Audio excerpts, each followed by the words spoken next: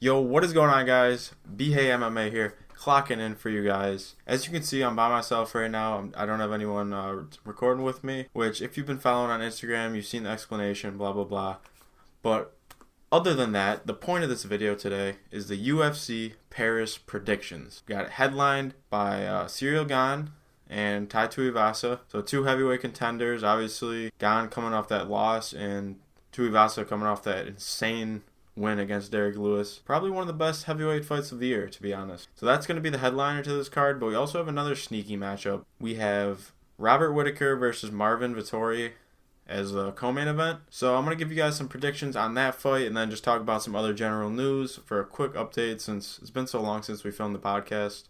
But we will be back for a full episode this weekend. So let's get right into the predictions. So we'll start off. I'm going to give two predictions for this fight. Because I'm going to be honest, guys. Besides, I know you guys just want to see the main event stuff, the fighters you know, the fighters we all love, the fighters, at least the fights that kind of matter on Saturday night. All the fights matter for rankings and whatnot, but I want to give you guys the predictions that you came here for. Don't get me wrong, I love seeing new fighters and learning about new fighters every fight night, because the one thing that's cool about the UFC is that every fight night, I always see like a fighter or a bunch of fighters that I've never even seen before, and then I could see them fight, learn more about them for the next cards, and if I see their name again, that'll be cool.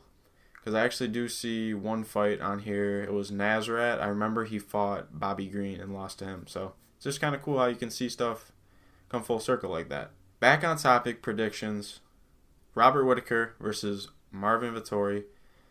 Obviously, both kind of just at their max because they can't get past Izzy. As you know, Izzy's the middleweight champion, so this is going to be a kind of a battle of two of the best in the middleweight division right here. But I think I'm going to have to give this one to Robert Whittaker. I feel like he just has the upper hand. It's going to be a good fight. Obviously, it's just a 3-rounder. People are actually kind of calling this like the quote-unquote middleweight championship just because like no one else can beat Izzy, so it's just this is the best of the people who can't beat Izzy, if that makes sense, which is kind of funny to me. But I'm going to give the upper hand to Robert Whittaker here. I think he is just more skilled and just overall a more put-together fighter than Vettori. So I'm going to give that one to Robert Whittaker. And then we got the main event, Cyril Tuivasa. Should be some fireworks in this 5-round main event. Tuivasa, we'll start off with him. He had an impressive, I got to find a word better than impressive. That was just one of the most insane heavyweight performances I've ever seen in my life. There's probably been crazier heavyweight performances, so don't roast me for that.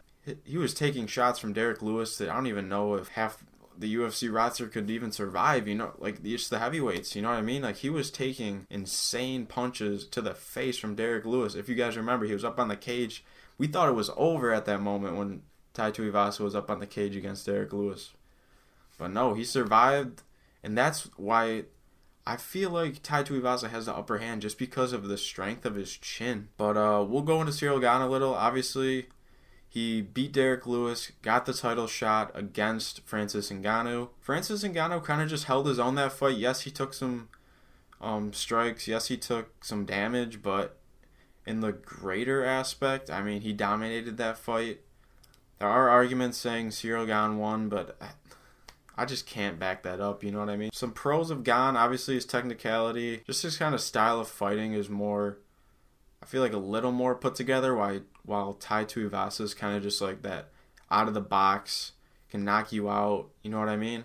Not saying Cyril Gane can't knock you out, but I feel like Tuivasa just like is that more like, you don't really know what he's going to do, you know what I mean? Because he kind of came up from, he was like, alright, I'm right here, low rank, fighting Derek Lewis. I want to say he was like 13 and Derek Lewis was 3 or 4 maybe. And then he shot up in the rankings, obviously.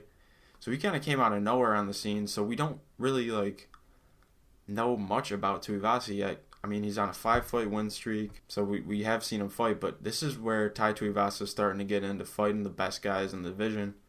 And if he wins on Saturday night, you're talking title talks for Tuivasa. Which if you told someone that even like let's just say before the Derek Lewis fight was announced against Tuivasa, if you told that he's one win away from title talks, people would not believe you. I'm going to go oddball. I'm going to go Tuivasa knocks out Cyril Gane Should I put a round on it? I'm gonna go round. Give me round 2.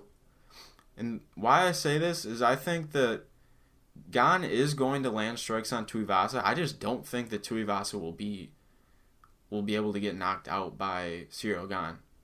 Well, if he was facing Francis on the other hand, I could see him getting knocked out. But I feel like Tai Tuivasa just will be able to take more damage while also putting back out the same or more damage to Cyril Gane. So I'm going with Tai Tuivasa. We want to see a shoey Saturday night. Comment below who you got and if you think I'm just an idiot for even thinking about taking Tai Tuivasa on this fight. So yeah, those are the 2 fights that I'm going to go over for UFC Paris.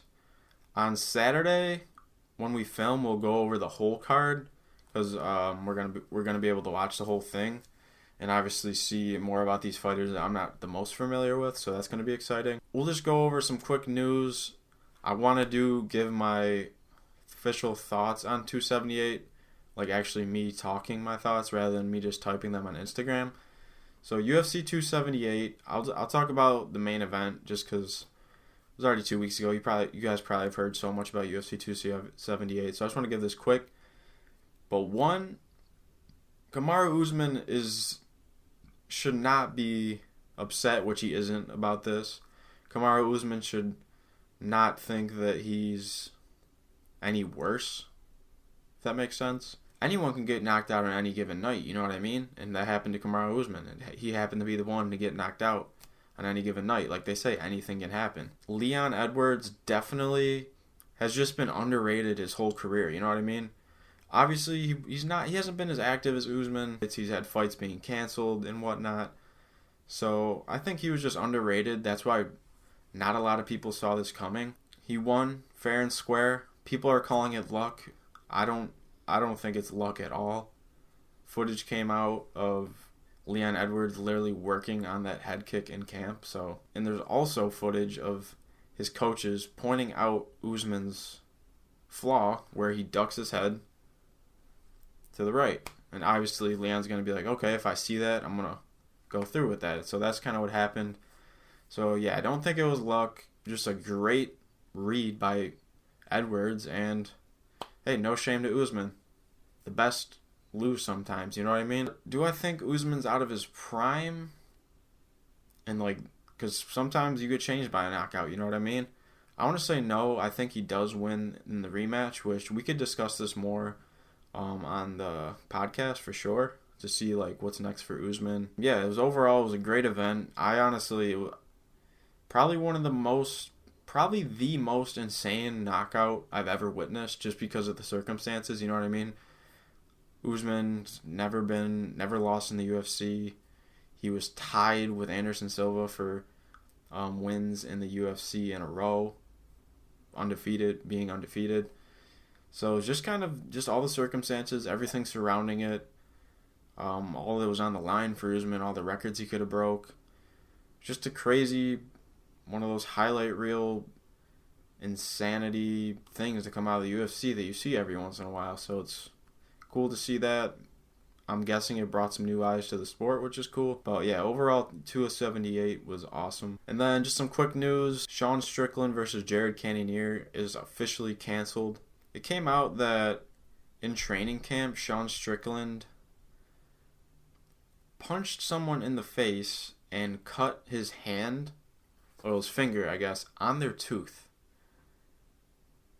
Which is kind of just insane. And someone in our Instagram comments made a great point right here that I'll read off. Joseph Cortez, shout out to you, homie. He said, punching someone who was not wearing a mouthpiece, or what? Which, yeah. And I replied, I said, that's poor training habits. And yeah, why would you be sparring someone without them having a mouthpiece in? Was this like a street fight or something? How does that... You gotta practice...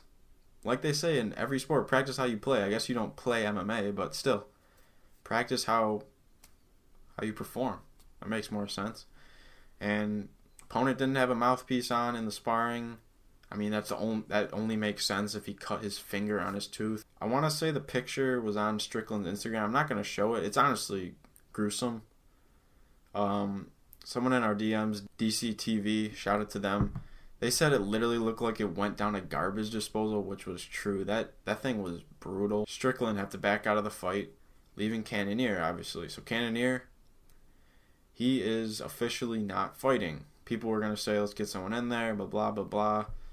But no one, I don't know what the full story was. Maybe just Cannonier was like, nah, this isn't worth having someone on short notice, because the fight was for October 15th, which in reality is not that far away. I mean, it's basically September. It's only 2 months. Usually a camp, I'm pretty sure, is around like 6 months. So it's kind of just like, you can't, I guess they just didn't want to go through with it and find Cannonier an opponent. I mean, Cannonier did just fight Izzy, so we'll see what's next for Cannonier and Strickland. We'll keep you guys updated on all that on our Instagram, of course, and the podcast. Yeah, so that was just some other news that came out. And yeah, nothing crazy today. We're going to go way more in-depth on everything that we missed in the official podcast. This is just kind of me checking in with y'all, giving y'all some updates, giving y'all some predictions, because I want to get this up before the fights, obviously. Yeah, guys, hope you enjoyed this video. I'm thinking, like, when I hop on here solo, I can call it, like, Bhay's Corner, something cool, something MMA related, if that makes sense. But yeah, if you guys did enjoy, be sure to drop a like, comment down below your predictions for UFC Paris, and hit that subscribe button so never miss a video. Keep it real. Peace.